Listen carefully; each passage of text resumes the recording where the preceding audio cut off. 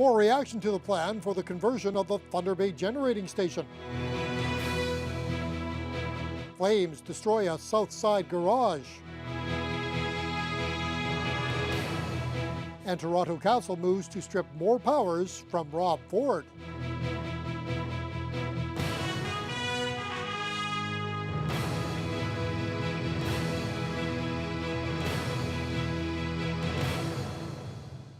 Good evening and thank you for joining us. The Northwestern Ontario Energy Task Force is still calling for the Thunder Bay generating station to be converted to natural gas.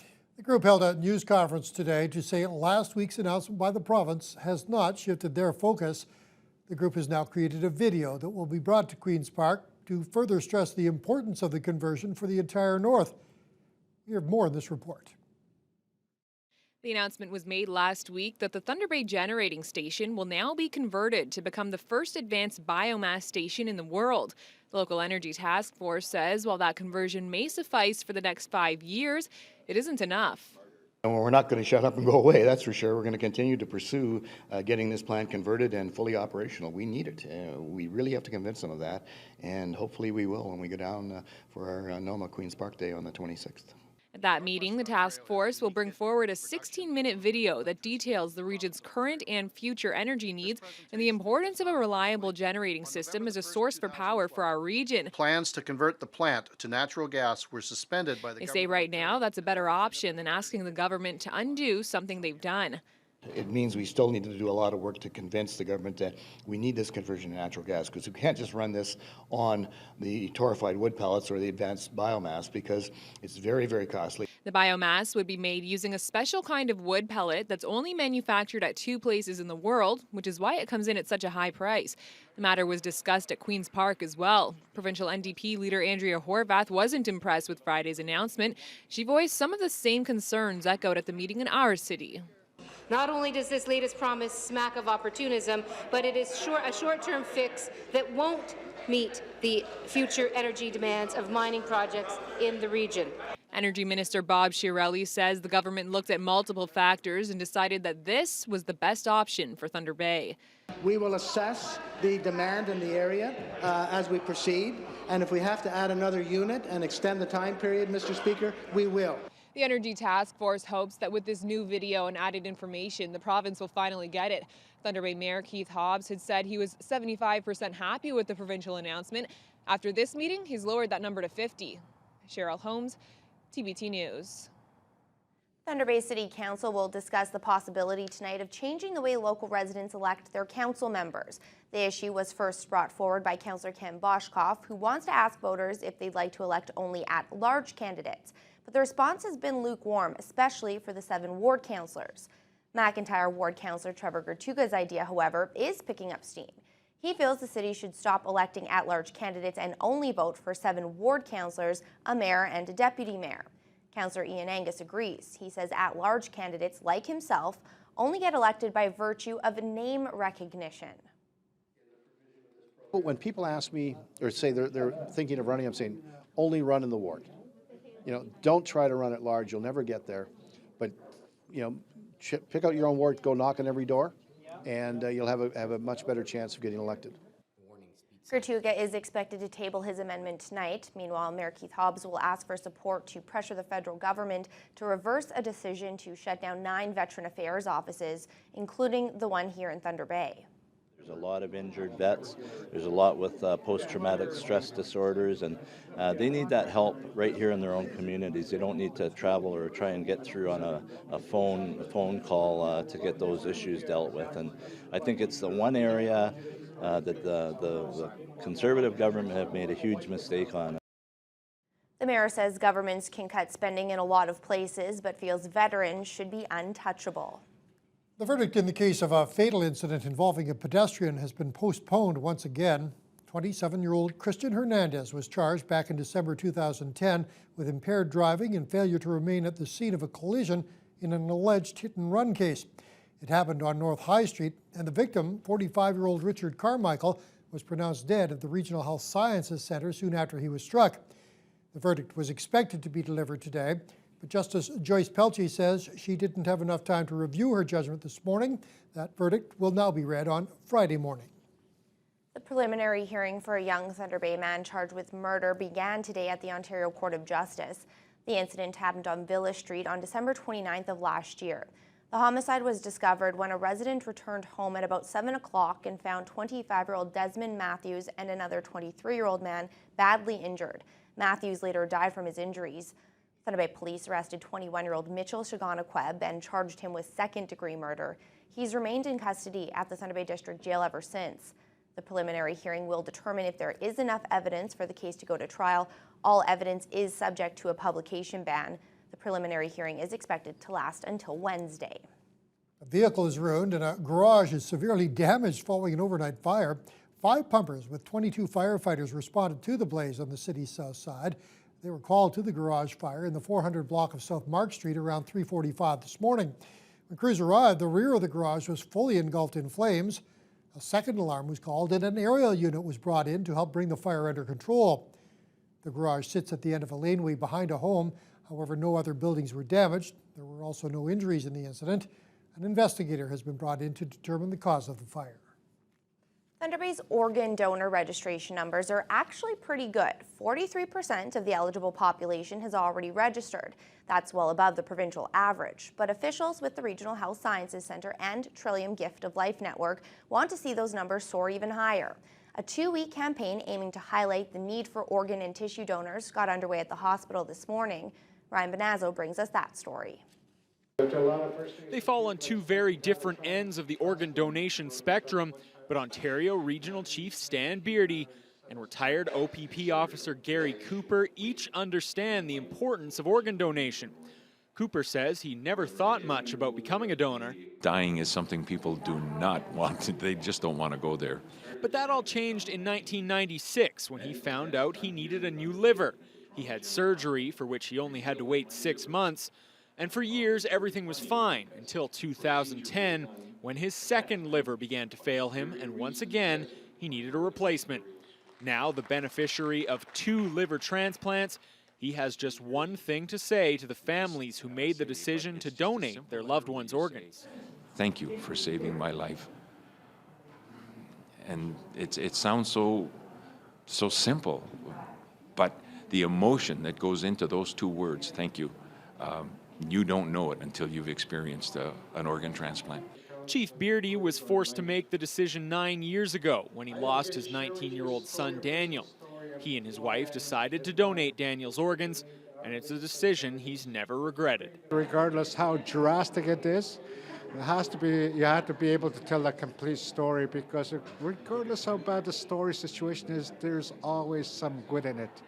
And for me to create this awareness with the Aboriginal community is the good part of losing my son. Monday, the Thunder Bay Regional Health Sciences Centre launched a 2-week campaign to get others to register and to talk to their families about their desire to become a donor. The goal? 350 new registrants over the next 14 days. Every 3 days, one person dies on that waiting list. Kids, mothers, fathers, they're dying, and we have the ability to save them if more people would make their wishes known. There are currently more than 1,500 Ontarians waiting for an organ transplant. You can register to become a donor at beadonor.ca. Ryan Bonazzo, TBT News. A recent study from Health Canada shows that Thunder Bay has over double the amount of radon in our homes than the rest of Ontario. Radon is a colorless, odorless radioactive gas, which is a natural byproduct of uranium decay in the soil. The dense gas seeps up through the soil and is released into basements through cracks in a house's foundation. Radon's main health effect is lung cancer, which is why eyebrows were raised when that study showed that 12% of Thunder Bay homes have high radon levels. Now, testing for radon is relatively cheap, with devices coming in at $40, and it's almost the perfect time to have your home tested. The reason why it's important to test during the home heating season is that as soon as you turn your furnace on, you start drawing air, assuming your furnace is in your basement, you start drawing air out of the lowest levels of your house, which then reduces the pressure in your basement, and that sucks the radon gas that's under your home more quickly in through all those cracks. Plans are already being drawn up to increase public knowledge and awareness of radon in 2014. Lakehead Public Schools launched a new tool to combat bullying. Today, the board released its Safe Schools app. It allows witnesses to report incidents of bullying anonymously to Thunder Bay Crime Stoppers. The launch was the major piece in the local kickoff to Bullying Awareness and Prevention Week, which is taking place across the province. The app contains information and advice on how to deal with bullying, as well as a direct link to report an incident. Once a tip is received, Thunder Bay Police will work with the school it came from to hopefully resolve the issue. Students can also report vandalism, drug and alcohol problems, and other issues impacting school safety. Phil Bistricken developed the app. He's a grade 12 student at Churchill and hopes this will give students an opportunity to take control. I can say this about any school. There's a lot of bullying that goes along with high school. And students don't really know how to deal with this, especially, or they don't want to deal with it through teachers and through parents and stuff like that, through fear that they might get caught. And they're on their phones all the time. So what this does is it gives them a way to basically use their phone like they already are to solve problems and to be able to create solutions. It's student-driven, it's student voice, it's technology, it's something that's in kids' hands all the time. It's their reality and their world. So we've managed to find a way that can give kids the power to have a way to report anonymously and to help friends and to look after school safety in a way that makes sense to them and is in their own language and on their own terms. The app is available to download for free from the iTunes Store. There will also be numerous events and activities taking place at many different Lakehead Public Schools throughout the week. Well, we're at that time of year when vehicle owners are looking at what they can do to prepare their car for the winter. The local CAA branch is offering motorists some precautionary tips before the heavy snows hit our area roads. Courtney Rutherford has details. For drivers in the city, road conditions like this might look like your typical fall day. However, the first snowfall is right around the corner. November is the best time to not only start preparing yourself, but also your car for winter driving. Involves a few things. Get an oil change done in the car, maybe a tune-up, make sure the air filter is clean, and the big thing these days is put the snow tires on. Wayne Salatino is the Northern Field Coordinator with CAA. Last year was the busiest winter they've experienced in the past 15 years. On 2 days last winter, it took his crews over 24 hours to make it to some of their calls. Salatino expects this year could be similar, and he's urging motorists to pick up a car kit before it's too late. It has a blanket in it, a small first aid kit. I think it has a help sign in it. So it's stuff that can be left in the trunk. You get stuck on the side of the road, it's stuff that will help you survive stay warm, show that you need help until help does arrive. But a kit isn't all Salatino is hoping drivers purchase. He says it's important to replace your current tires with winter tires before the cold weather hits. People tend to wait until the last minute, and in many cases, it's too late. John Whitehurst is a constable with the Thunder Bay Traffic Unit. He says generally most winter collisions are deemed to be avoidable if the owner had exercised more caution. Not driving according to the conditions, people have to allow that little bit of extra time to get where they're going. So they try to hurry or drive as they do in the summer, and that's not conducive to safe driving in the winter. They will be rear-ending vehicles and so forth because of that running late. Anyone looking for more information can visit the Thunder Bay CAA branch on Memorial Avenue. Courtney Rutherford, TBT News. Well, winter has officially arrived at Prince Arthur's Landing. The skating rink at Marina Park opened for the first time today. The ice-making plant has been running for the past 2 weeks in preparation for the opening.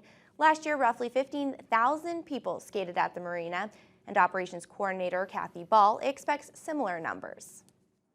We're hoping to have as many this year. Again, we had the perfect opening and the perfect forecast for the next couple of weeks so people can come down while they're in between their Christmas shopping and whatever they're doing. There's lots to do here at the waterfront, including the Baggage Building Arts Center. So there's lots of walking around, but you can also skate, and then the Baggage Building Arts Center has stuff too.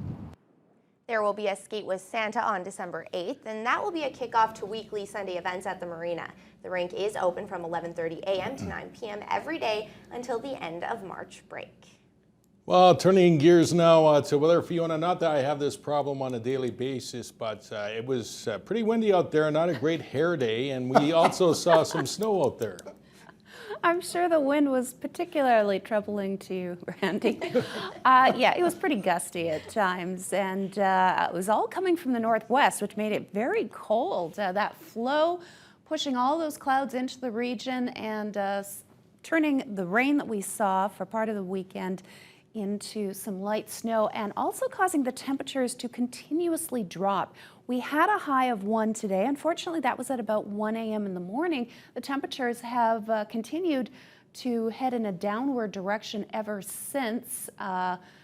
Wind chill felt like -13, and temperature-wise, we're actually at this moment at -6, which is unfortunately a far cry from that 1 Celsius we hit as the high.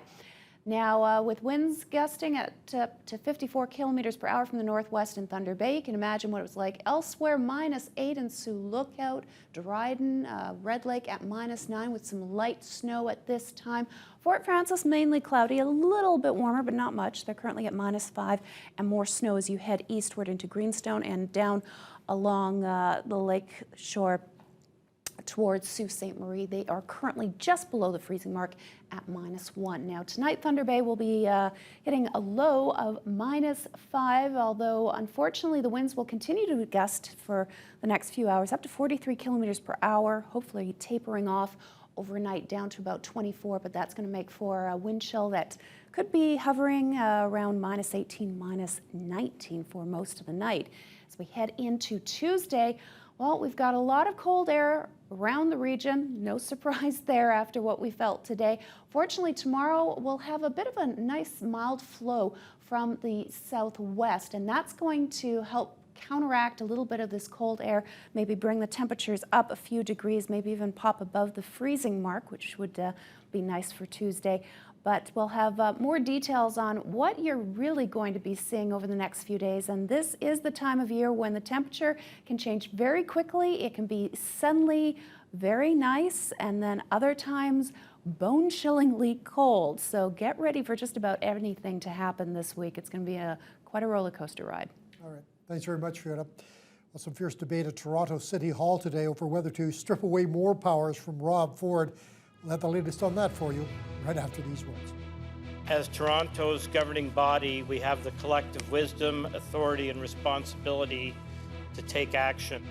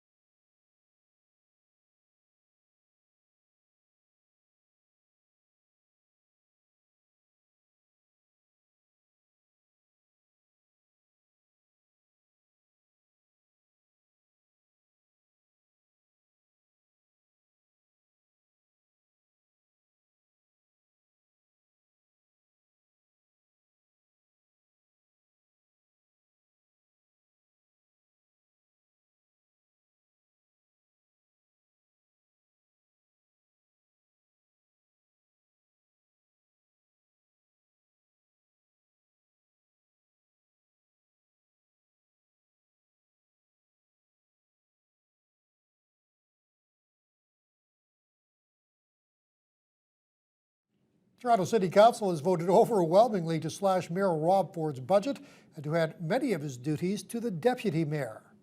The vote followed a rowdy and passionate debate on whether council had the legal authority to make the changes.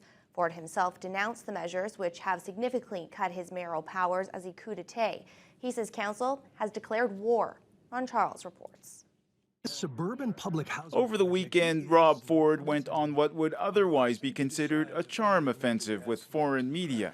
I'm not going to run around and be phony. Inviting a CNN correspondent to a community center in a poor neighborhood. I just had enough. I was sick and tired of all these allegations and all this shit, excuse my words, and that's all it is. Sorry, kids, I shouldn't have sworn in front of the kids. Ford Nation. He and his brother, City Councillor Doug Ford, also taped their new television show on a Canadian news network. I'm not a rat, Joe. You know what? I know people party on the side. I know lawyers, doctors, everybody has a good time. Toronto City Council has already stripped Ford of the power to fire committee members and given the deputy mayor power in emergencies. Today, they debated whether to cut his office budget by 60% and pass some of his regular duties on to the deputy mayor. As Toronto's governing body, we have the collective wisdom, authority, and responsibility to take action. Is there an emergency? Okay, please keep it down. At one point, disruption from the public gallery led the council chair to call a 10-minute break. That's when pandemonium broke out. For unknown reasons, Ford ran into City Councillor Pam McConnell, almost knocking her to the ground. The meeting eventually returned to order. If the motion passes, Ford would remain the face of the city, officially representing Toronto at home and abroad. Ford has already vowed to fight all of the City Council's moves in court. Ron Charles, CBC News, Toronto. In other news, 8 people are now dead in storm-related accidents across the U.S. Midwest. The fast-moving system that seems to have produced dozens of twisters has also left hundreds of thousands of people without power.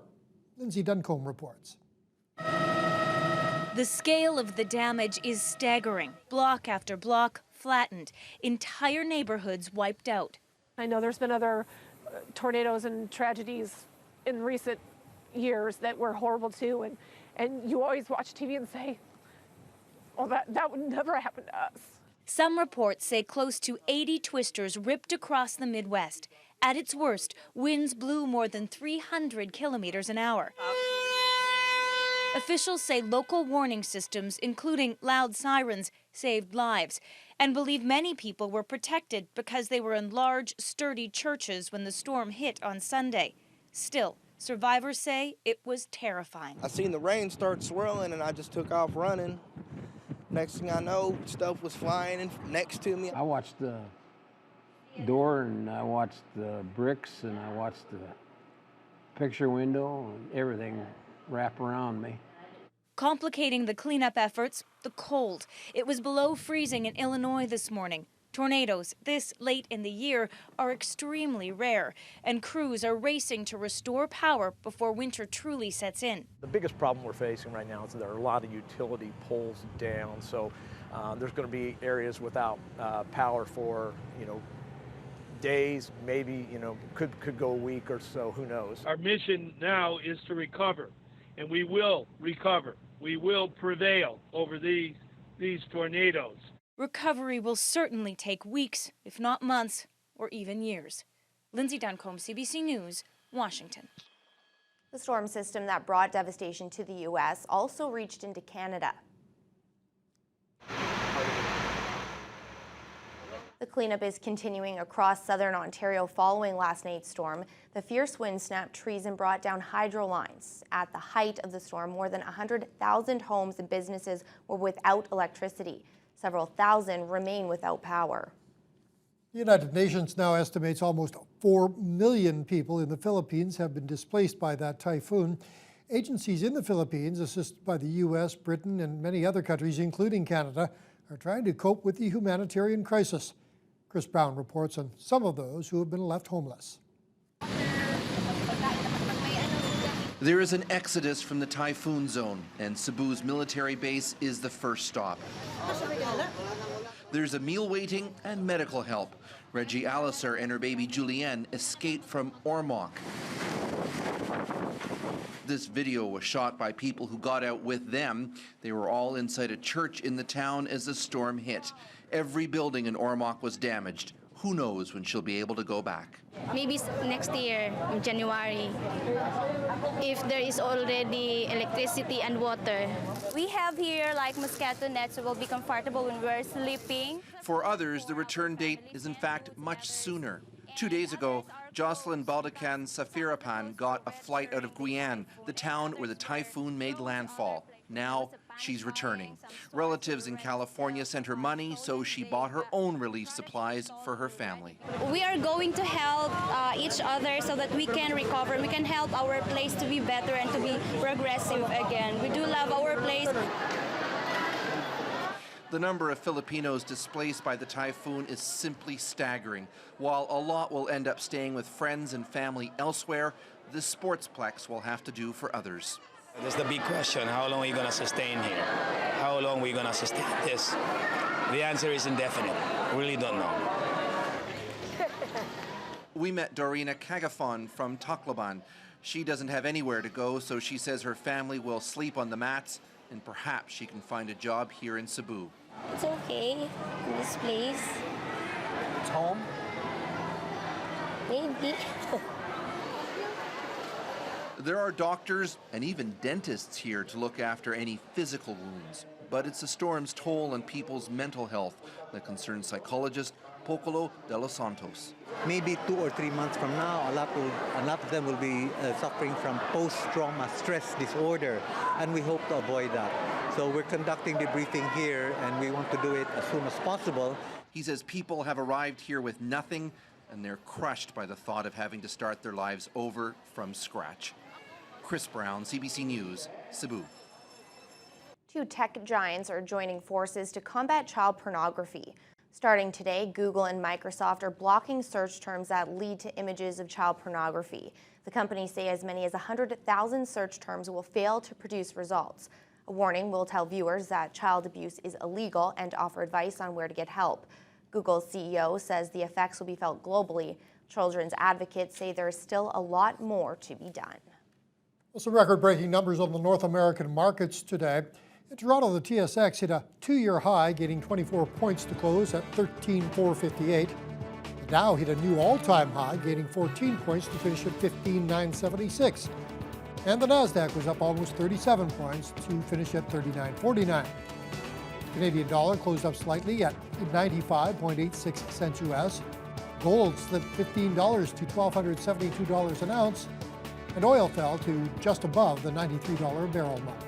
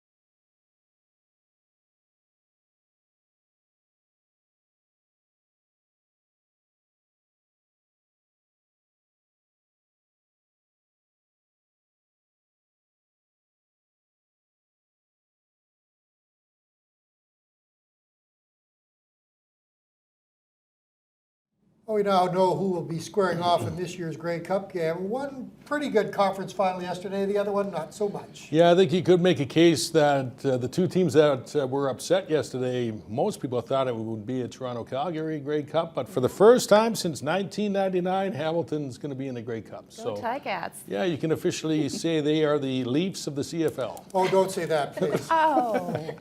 Well, a pair of big upsets took place in the CFL Divisional Final Sunday. First up, we're off to the Rogers Centre for the East Final featuring the reigning Grey Cup champs and Hamilton. After being asked to stay away by Commissioner Mark Ohan and battled Toronto Mayor Rob Ford did make an appearance. It saw Argos in the first half. Ricky Ray finds former York University standout Andre Dury. The slapback takes it 59 yards. He'll finally get pushed out of the one. Zach Calaros punches it in. Early third, here comes Hamilton. Henry Burrs to Greg Ellingson. That caps a 10-play, 101-yard drive to tie it at 24. Late in the fourth, Hamilton by 6. Chad Owens of the Argos flings it backwards on the punt return. The ball bounces around until the Ticats recover it in the end zone. Hamilton pulls off the upset 36-24. They're headed to the Grey Cup. Out west, Riders stamps 7-6 Saskatchewan in the second one. Darian Durant finds Chris Getzlaff for the 7-yard major. Later in the quarter, Durant looks deep for Weston Dressler. He'll haul in the 37-yard pass for the touchdown. Riders up big 22-6. At the half. Now 28-13 in the fourth. Corey Sheets bowls over a defender. He'll bounce it outside and go 30 yards, setting up another Riders touchdown. They romp 35-13, and they'll have home field advantage this weekend against Hamilton in the Grey Cup game. Well, the Monday nighter in the NFL should prove to be a good one as Carolina hosts New England. The Panthers have won 5 in a row while the Pats sit at 7-2. Last night, Denver finally handed Kansas City their first loss, 27-17. Buffalo all over the New York Jets, 37-14. Now the rest of Sunday's story. Ravens and Bears. This game delayed for nearly 2 hours because of severe weather. Now, late in the game, Ravens down 3 on 4th and 4. Dallas Clark makes a great one-handed catch. That led to a field goal to send the game to overtime. Now, in OT, Robbie Gould makes the 38-yard kick to win it. 23-20 Bears the final. Redskins and Eagles under a minute to go.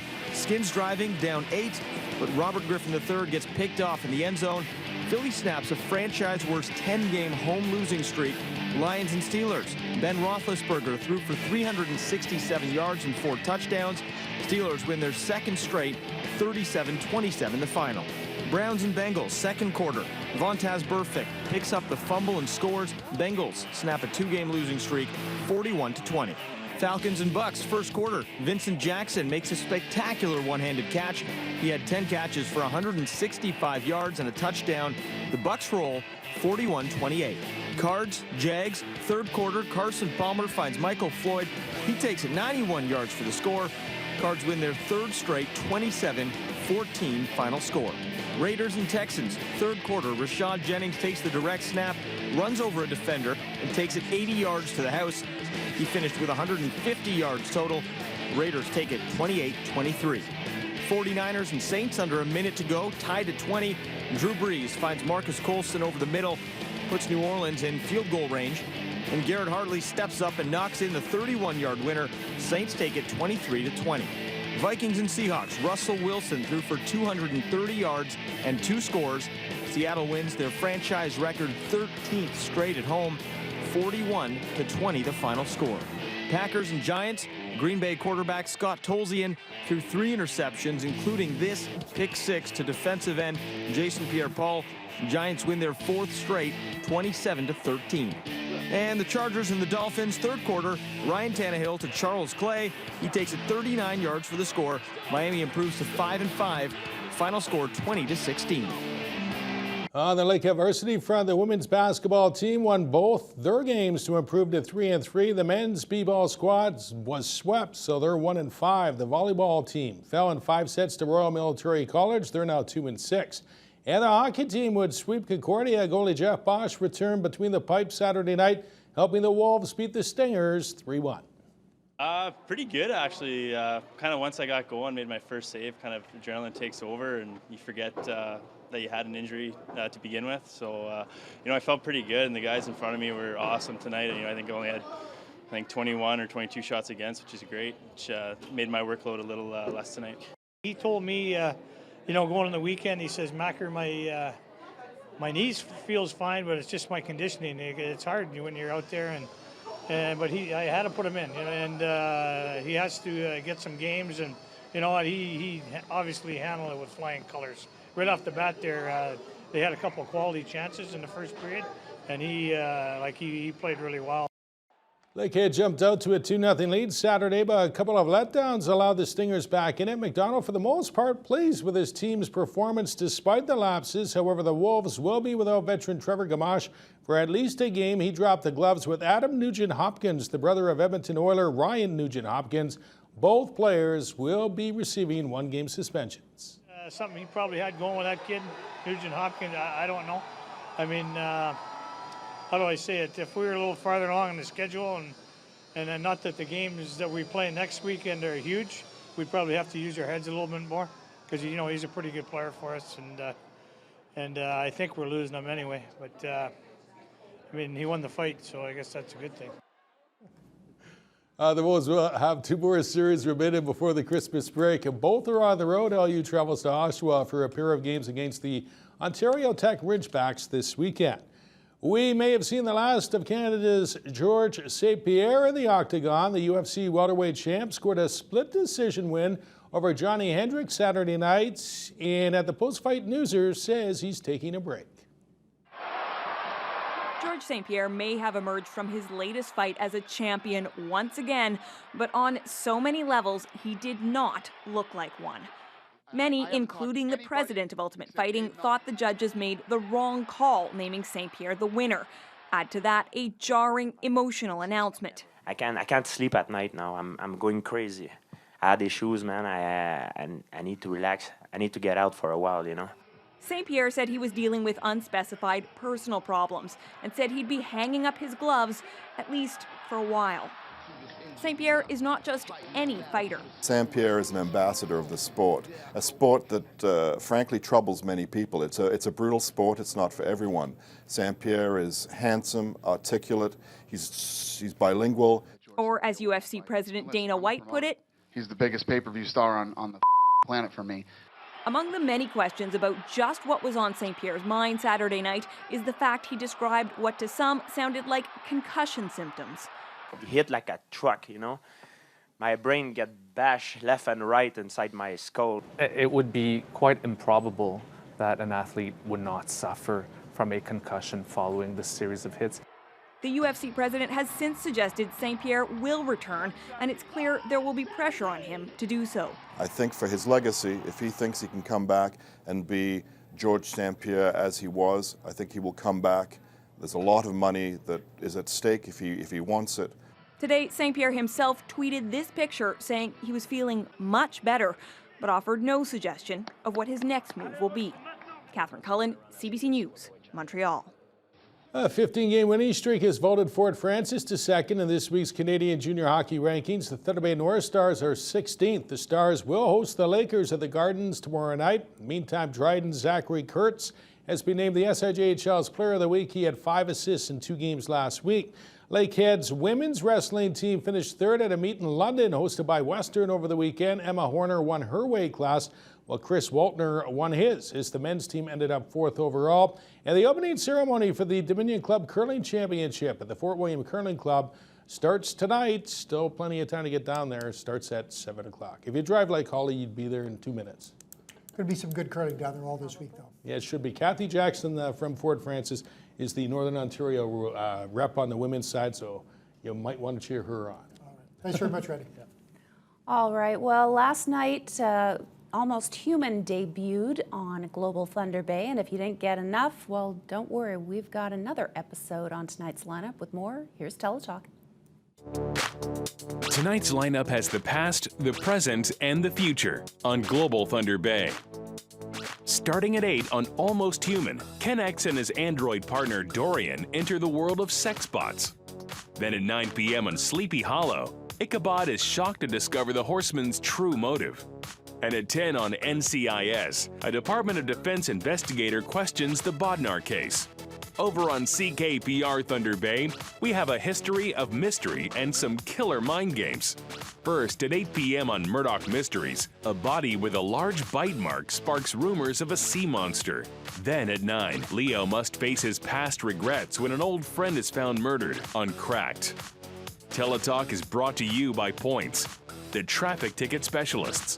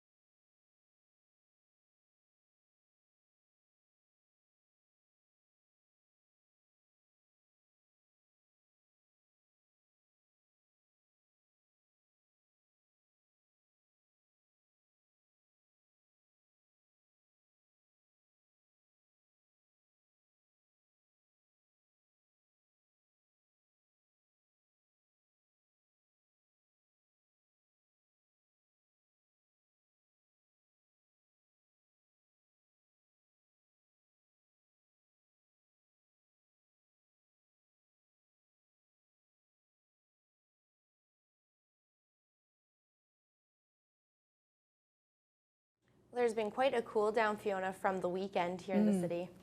Yeah, temperatures have been dropping pretty much non-stop in the last 12, well, maybe 18 hours or so. We started out with a high of 1, and it's been steadily dropping since then, and that was in the overnight hours. Wind chill values closer to -13 during the day, and some light snow, nothing that really seemed to be accumulating for the most part. But it's kept things definitely interesting with very strong winds gusting up to 54 kilometers per hour. Now, if we head westward to Vancouver, rain all afternoon. They're currently at 7 Celsius, -15 in Prince George. Edmonton at -12, snow and wind chill values closer to -21, even colder still in Calgary, and that's under partly cloudy skies. Southern Saskatchewan, especially Saskatoon, got their fair share of snow today. It's been snowing pretty much nonstop for the last 8 or 9 hours. They're currently at -10, of course, wind chill values, a lot colder than that.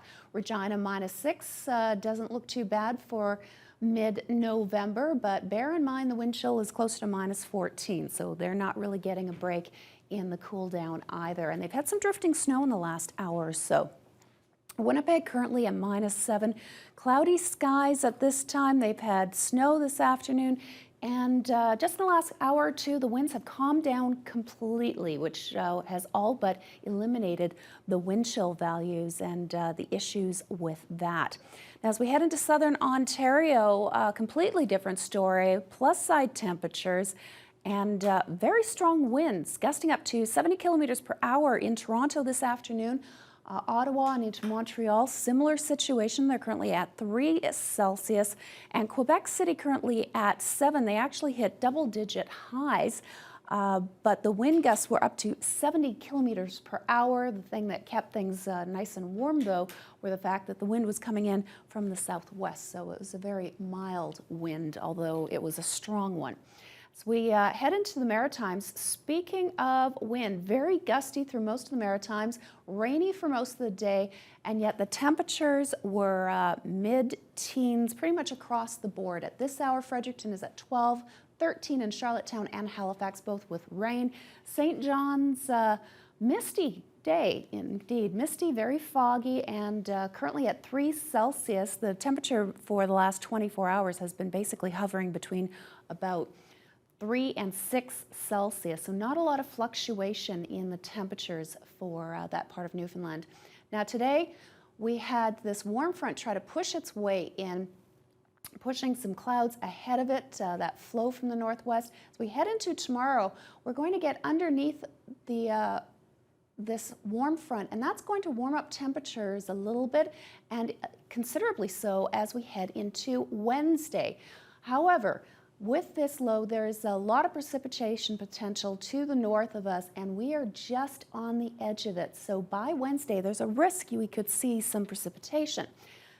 For tonight, though, cold one, -11 for Upsala, Sioux Lookout, -9 as you head into Atikokan and Dryden, -7 for Fort Francis. A little bit of snow to the northeast. Everywhere else, partly cloudy skies. Sault Ste. Marie, much milder, -2 overnight tonight. And tomorrow could see a little bit of the sun in the eastern portions of northwestern Ontario. More cloudy to the west. At this hour, we're at -6. There's some light snow in the region. Wind chill values feel close to -14. And as we head into tomorrow morning, we're going to start the day at -5 under mostly cloudy skies, and we'll warm up to about 3 Celsius in the afternoon. Still mostly cloudy. And that is our high for the day. But by Wednesday, we could hit a high of 7. But as I said, with that precipitation to the north, there's a risk of rain or snow. No accumulation, but it's still there. Temperatures drop back down to more seasonal values by Thursday with a snow shower, -3 and -6 for the rest of your work week. So a little bit of everything. Get ready.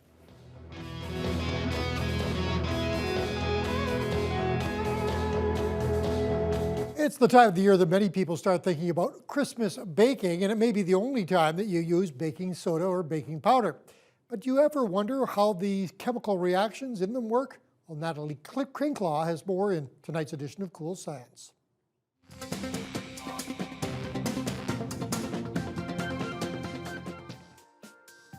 With the holidays around the corner, some of you are starting to think about your seasonal baking. Sometimes we run out of baking soda or powder and need to make a substitution. You can apply chemistry to save your recipe. When baking, you add leavening agents like baking soda or baking powder to make it light and soft. These chemicals release bubbles of carbon dioxide into the dough. Baking soda is a base and requires an acidic ingredient for a reaction to take place. When it is mixed with an acidic ingredient like vinegar, it produces a lot of bubbles that release a carbon dioxide gas. Baking soda has a bitter taste without the addition of an acidic ingredient to counteract the flavor, like buttermilk or lemon juice. But baking powder contains both an acid and a base, which causes a neutral taste in your baking. That's why baking powder can be substituted for baking soda in recipes, but not the other way around. You can, however, make your own baking powder by mixing 2 parts cream of tartar with 1 part baking soda. And when using baking soda in baking, remember that the reaction begins as soon as the batter is mixed. So get it in the oven as soon as possible. Now that's cool science. For more information, visit TBT. So with the Christmas theme, a local firm is well on its way once again to building a Christmas mountain of toys. That story for you right after these words.